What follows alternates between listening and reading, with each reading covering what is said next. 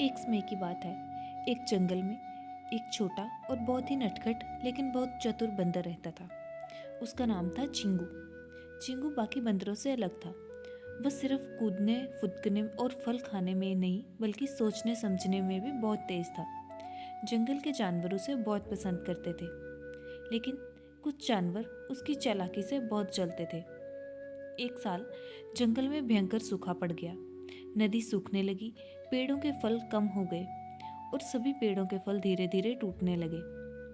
सभी जानवर बहुत परेशान थे। खास करके बंदरों को बहुत परेशानी आ रही थी, क्योंकि फल ही उनका मुख्य भोजन था। जंगल का राजा शेर चिंतित था। उसने सभी जानवरों की सभा बुलाई और उनसे बोला, अगर जल्दी खाने का इंतजाम नहीं हुआ तो जंगल में बड़ी परेशानी हो जाएगी। हमें काफी कोई उपाय ढूंढना पड़ेगा। महाराज, अगर आप अनुमति दें तो मैं एक उपाय ढूंढने की कोशिश करूं। ठीक है चिंगू, मैं देखता हूँ तुम क्या कर सकते हो। चिंगू ने सोचा, जंगल के पास में एक गांव है, वहाँ पे बहुत सारा अनाज उगता है और साथ ही फलों के बाग भी हैं। क्यों ना वहाँ जाकर कुछ काम देखा जाए।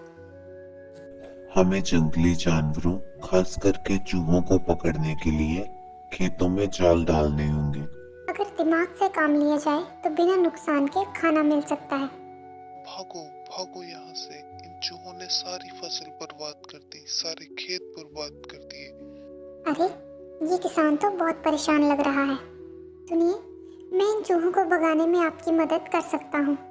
हाँ हाँ, क्यों नहीं। लेकिन अगर तुमने कोई नुकसान करने की कोशिश की तो इन चूहों के साथ साथ हम तुम्हें भी नहीं छोड़ेंगे। चिंगू जल्दी से गांव के सभी बच्चों को इकट्ठा करता है और एक योजना बनाता है। जल्द ही सभी योजना पे काम करते हैं और देखते ही देखते चिंगू बच्चों के साथ और अपने बंदर दोस्तों के साथ मिलकर जल्दी ही चूहों को खेत से भगा देता है। ये देखकर गांव वाले बहुत खुश होते हैं और इनाम में चिंगू को कुछ फल देते हैं और ये निश्चित करते हैं कि आगे से खेतों की रक्षा चिंगू और उसके दोस्त ही किया करेंगे। और इस काम के बदले उन्होंने चिंगू को फल और फसल में से कुछ हिस्सा दिया।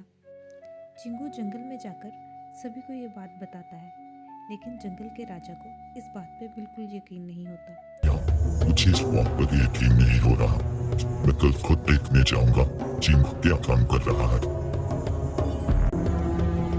लगेगा चिंगू तो सच में ईमानदारी से काम कर रहा है, और वो भी बिना किसी दिल लालच के और बिना किसी झगड़े के। चिंगू से बहुत खुश हूँ।